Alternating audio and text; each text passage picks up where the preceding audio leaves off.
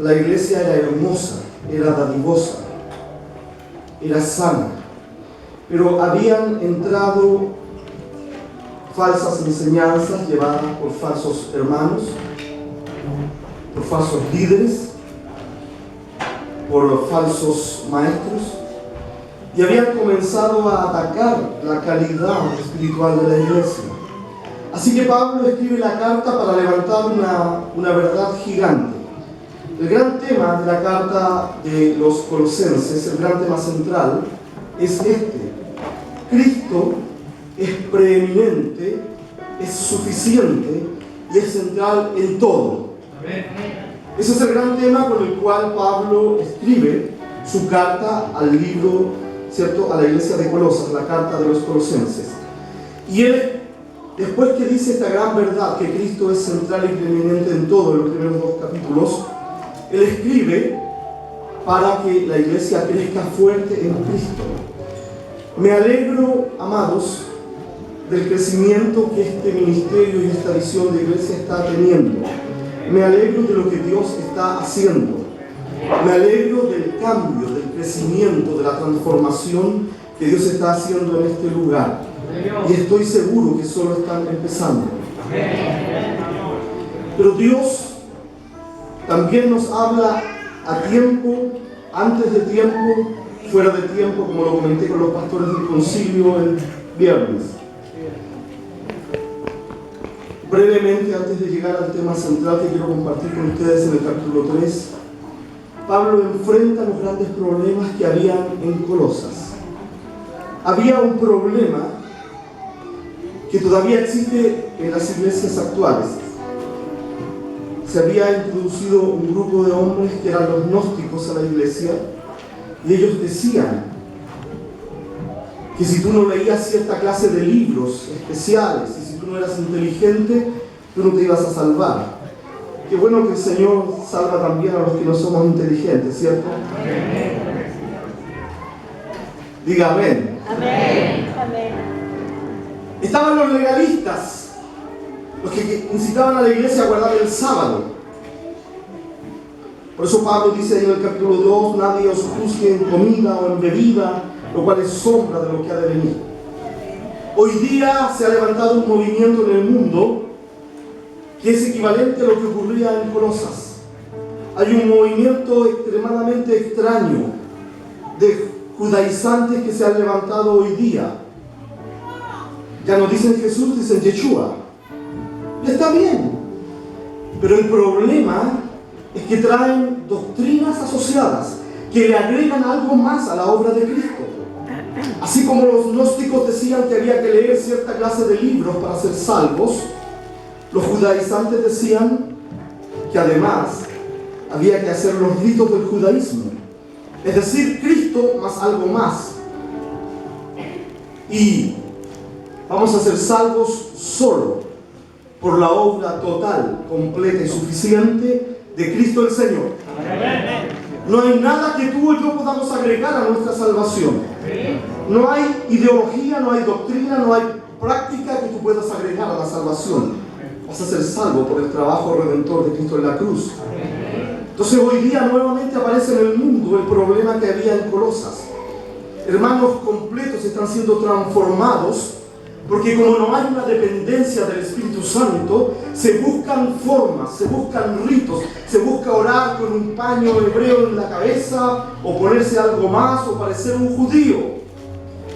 Soy miembro de la iglesia gentil. Soy discípulo del apóstol Pablo, discípulo del Señor Jesucristo. ¿Entiende? No voy a impresionar a Dios tratando de ser judío. Yo no nací judío. Tal vez nací jodido, pero no judío. ¿Cierto? Que mi esposa diga amén.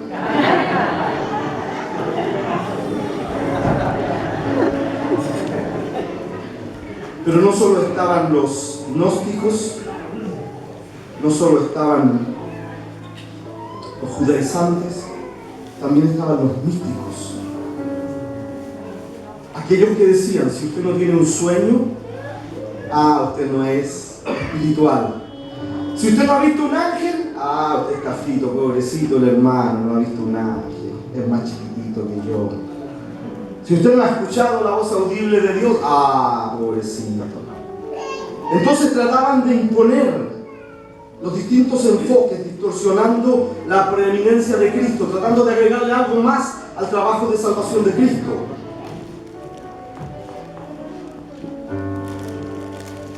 Y esto producía problemas y dificultades en la iglesia de Colosas. Hoy día también hay gran misticismo en medio de nuestras iglesias. Personas que viven teniendo revelaciones. Y usted mira sus vidas y no hay una coherencia entre lo que dicen que están viendo y lo que son como cristianos. Así que Pablo también enfrenta el problema del misticismo aquí en la carta. Estoy contándole un resumen muy general de todo lo que prediqué en casi 2 años. Pero habían otros que además eran ascetas. Practicaban el ascetismo, decían hay que golpearse el cuerpo, hay que ayunar, hay que dejar de comer esto y esto otro, porque así, mientras usted menos fritura coma, más espiritual va a ser. Usted puede ser bien flaquito y ser súper carnal, ¿cierto? Ahí se quedaron callados algunos flaquitos. Es que no puedo atacar a los gorditos, no, si no me pego a mí mismo. Así que Pablo les dice, miren, hermanos, mantengan lo que Dios les ha dado. Cristo les dice en el capítulo 1 de la carta, es preeminente en la creación, por medio de Cristo todas las cosas fueron hechas. Luego les dice, Cristo es preeminente en la redención, por Él somos salvos. Y finalmente les dice en el capítulo 1, Cristo es la cabeza de la iglesia, es preeminente, es lo primero para la iglesia. En el capítulo 2 se enfrentan los problemas que yo les he dicho, y al llegar al capítulo 3, lo que leímos, Pablo comienza a aplicar la enseñanza de los capítulos anteriores. La vida cristiana tiene que ser un balance sabio entre lo que sabemos y lo que vivimos, entre lo que entendemos y lo que producimos.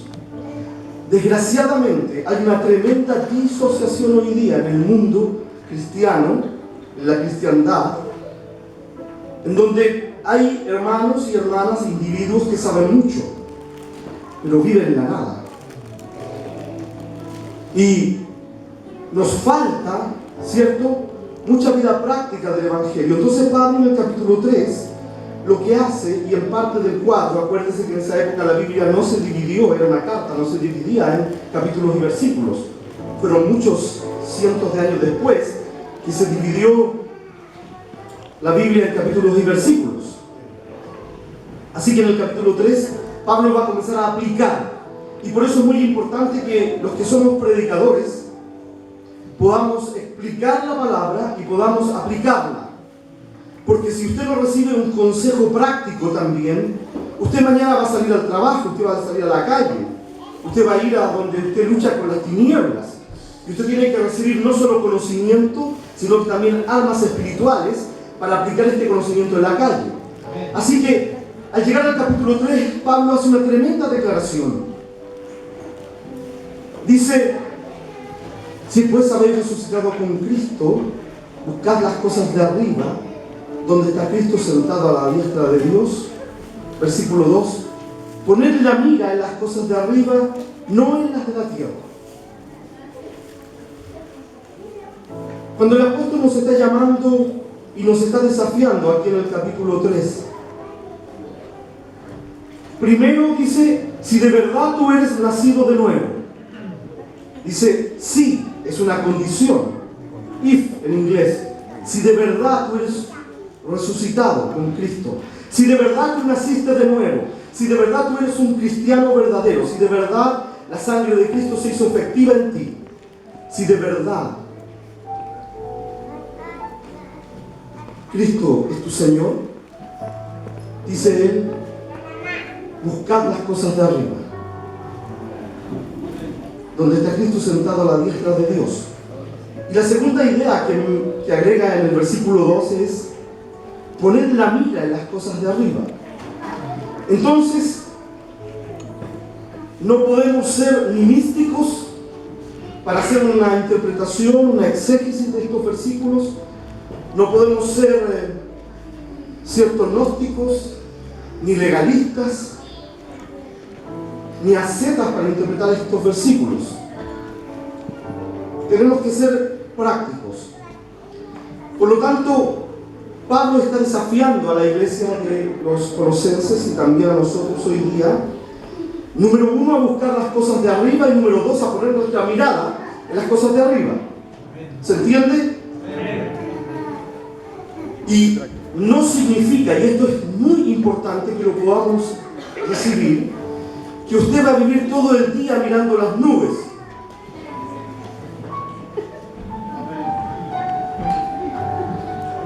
Estoy buscando las cosas de arriba, hermano, no me toque. No me hable, estoy recibiendo una revelación. Hable con mi ángel secretario. No significa eso. Luego Pablo va a desarrollar la idea aquí en el capítulo y comienza a hablar de cosas prácticas. Comienza a hablar de la vida vieja y la vida nueva. Dice: hagan morir toda la inmoralidad en ustedes. Recuerden que en el mundo griego, en el mundo helénico, donde estaba la iglesia de Colosas, la cultura del momento era la cultura griega. Y habían grupos extremistas que se entregaban a toda clase de acciones lasciviosas y pecaminosas. Si no me falla la memoria, incluso había un culto en esa época que era el culto de Dionisio, en donde la gente hacía depravaciones extremas. Por varias semanas corrían hasta desnudos por los cerros en unas orgías tremendas. Entonces Pablo dice: hagan morir, empieza a explicar en el capítulo 3, hagan morir lo terrenal. Dice: despójense de todos los pecados que tienen de la carne, los pecados que están en la carne. Hay cristianos que están en la iglesia, pero están atados a espíritus de inmoralidad. Hay gente que tiene tremendas luchas con su vida personal y su intimidad sexual. Y Dios lo llama a hacer morir lo viejo. Pero hay otras personas que tienen problemas de pecado. No tengo tiempo para ir más profundo, está en el capítulo 3. En su interior, los pecados del interior. Piensan mal, tienen ira, enojo, malicia, mienten y están en la iglesia. Es triste ver en las iglesias que personas que han estado al lado nuestro, sirviendo al Señor, ¿cierto?, después terminan hablando tremendas mentiras contra nosotros, aberraciones. Debemos no solo trabajar con los pecados brutos de la vida personal, también debemos trabajar con nuestra ira, con nuestro enojo, con nuestras malas palabras, que las tenemos o no.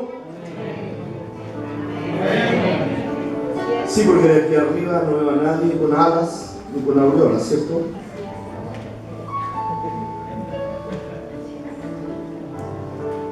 Y así Pablo sigue dando vida práctica. El capítulo 3 es, ya hasta antes que él se despida, es un manual de vida práctica. Por lo tanto, yo quiero desafiarlos hoy, quiero invitarlos a primero buscar las cosas de arriba y a segundo poner la mirada en las cosas de arriba de esta manera. Cuando Pablo está diciendo que nosotros busquemos las cosas de arriba y pongamos la mirada en lo de arriba, lo que él está tratando de explicarnos es esto: iglesia, enfócate en lo celestial, enfócate en lo eterno, enfócate en lo que va a permanecer, enfócate en lo trascendente, enfócate en lo celestial, en lo eterno, en lo trascendente, en lo que va a permanecer. Porque te digo esto con mucho cariño y respeto. Tú puedes tener palabra del Señor, tú puedes ver un ángel, tú puedes tener mucha revelación, pero si no te enfocas en lo celestial, se va a aplicar para ti Mateo 21 y 22. En aquel día muchos me dirán: Señor, Señor, en tu nombre predicamos, echamos fuera demonios, hicimos prodigios, milagros. ¿Y el Señor qué va a decir? No te conozco, no te conozco. Por lo tanto, el desafío que hoy Dios nos lanza, a mí y a ustedes, es que nos enfoquemos en lo celestial. Y lo voy a bajar un poco más esto, voy a ser muy práctico hoy. Pablo nos está llamando a buscar lo de arriba. Pablo nos está llamando a poner la mirada en lo de arriba. Y yo estoy explicando esto como enfocarnos en lo celestial. ¿Qué significa enfocarnos en lo celestial? Buscar las cosas de arriba, poner la mirada en el cielo. Hermanos, la manera más sabia, santa, directa y única de enfocarnos en lo celestial y poner la mirada en las cosas de arriba es buscar parecernos a Cristo. Es buscar parecernos a Cristo. En otras palabras, cuando Pablo está describiendo en el resto del capítulo 3 las características que tienen que tener los que buscan lo celestial, los que se enfocan en las cosas de arriba, lo que está diciendo es: parécete a Cristo. Cristo es el modelo, porque él ha hablado en los capítulos anteriores, en el 1 y en el 2, de la total suficiencia del Señor. Él ha hablado de la total completitud de Cristo para la salvación, para la iglesia, para la creación del mundo. No necesitamos agregar nada más a Cristo. Por lo tanto, para ser una persona enfocada en lo celestial, que busca las cosas de arriba, donde está Cristo sentado a la diestra del Padre, yo necesito en esta tierra, sea usted una dama o un varón, parecerme a Cristo. ¿Puede decir amén? Amén. Nosotros somos el mejor cristiano que alguien conoce.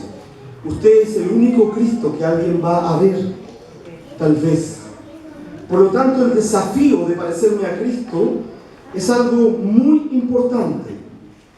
Y este desafío abarca 3 áreas.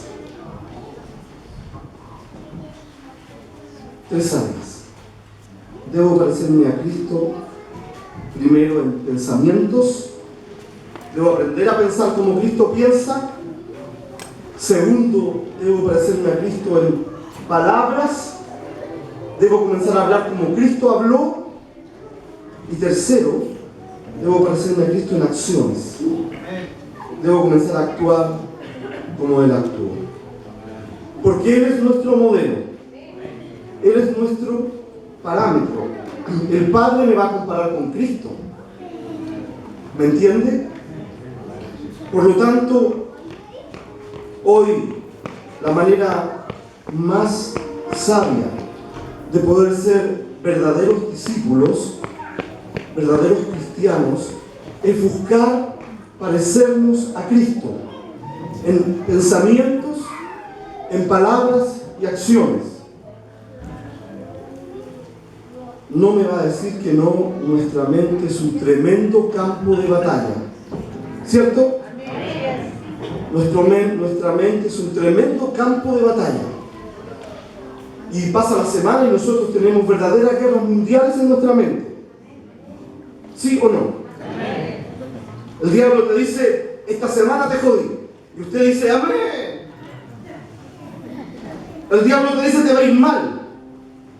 El diablo te dice: no sirves para nada. Y usted tiene que tener la mente de Cristo. Usted tiene que saber que Cristo ya ganó todo para usted. Usted tiene que saber que usted es redimido en Cristo. Usted tiene que saber que Cristo es el primogénito y usted es un hermano de Cristo. Usted tiene que saber que Cristo está en usted. Y usted tiene que saber que usted no va a fracasar. Porque Cristo ya ganó la victoria para usted. Usted tiene que saber que el poder que resucitó a Cristo de los muertos está disponible para usted. Romanos 1:4. Por lo tanto, para enfocarme en lo celestial y poner la mirada en las cosas de arriba, yo necesito comenzar a pensar como Cristo piensa, como Cristo pensó cuando Él caminó aquí en la tierra. Porque Él sufrió las mismas luchas mentales que usted sufre. Hoy día en nuestras iglesias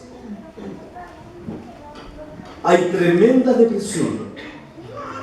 Uno de los temas con los que más trabajamos los pastores es con el ayudar a los hermanos y hermanas a salir de la depresión.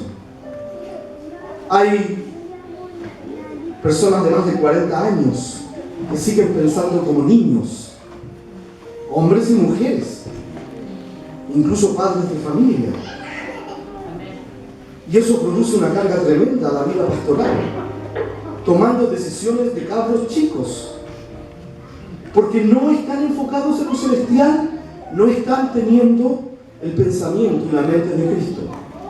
Así que el desafío es: enfócate en lo celestial y ten la mente de Cristo.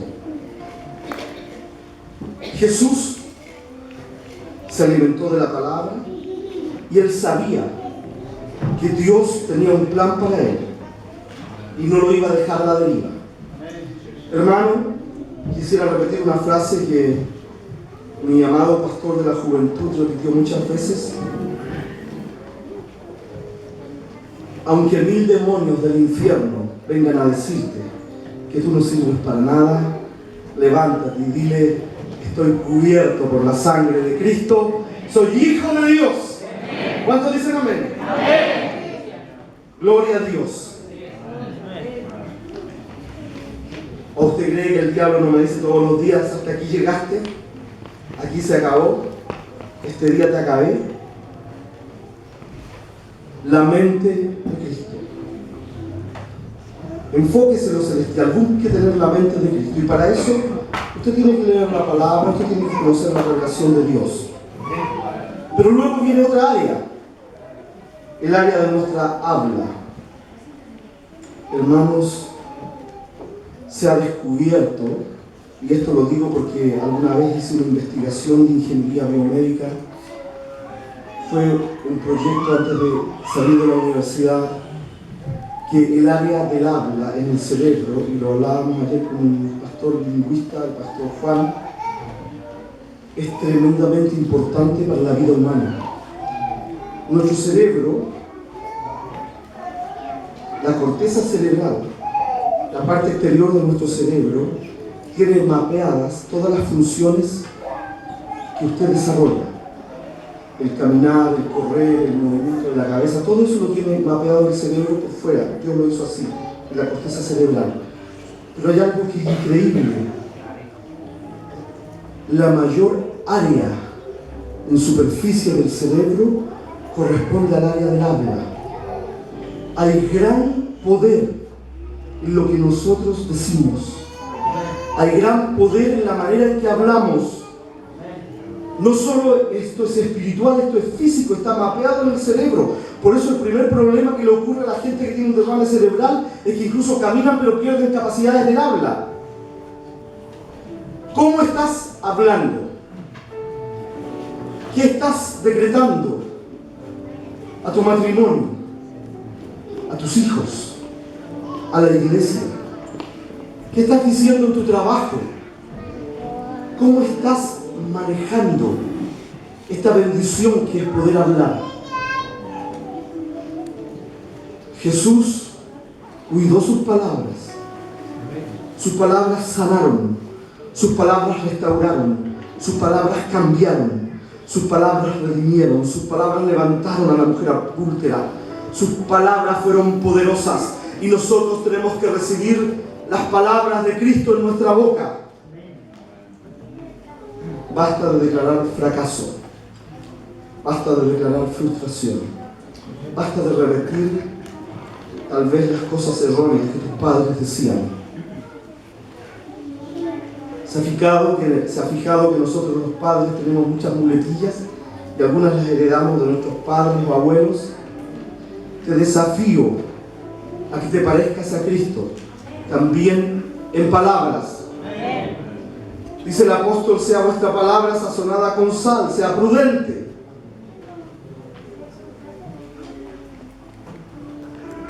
Sea una palabra de bendición. Hermanos, la blanda respuesta aplaca la ira. Muchos conflictos en nuestras familias y en nuestras iglesias no existirían si nosotros tuviéramos un habla espiritual. Amén. ¿Está aquí? Y lo tercero es las acciones, que yo creo que es lo más difícil. Hermanos, nosotros tenemos que parecernos a Cristo en nuestras acciones, en lo que hacemos. Usted tiene que ser noble como Cristo fue noble. Usted tiene que ayudar como Cristo ayudó. Usted tiene que viajar la otra milla como Cristo viajó. Él fue a una ciudad por una sola persona, un saqueo.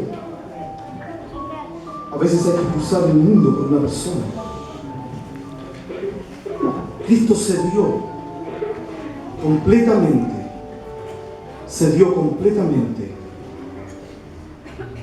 en esta tierra. A mí me impacta el Señor Jesucristo cuando está hablando en el Evangelio de Juan y Él comienza ahí en el aposento alto, desde el capítulo 11 de Juan en adelante, el discurso del aposento alto, 11, 12, por allí en adelante, y Él dice: Padre, las palabras que me dijiste que hablar, hablé. Padre, lo que me dijiste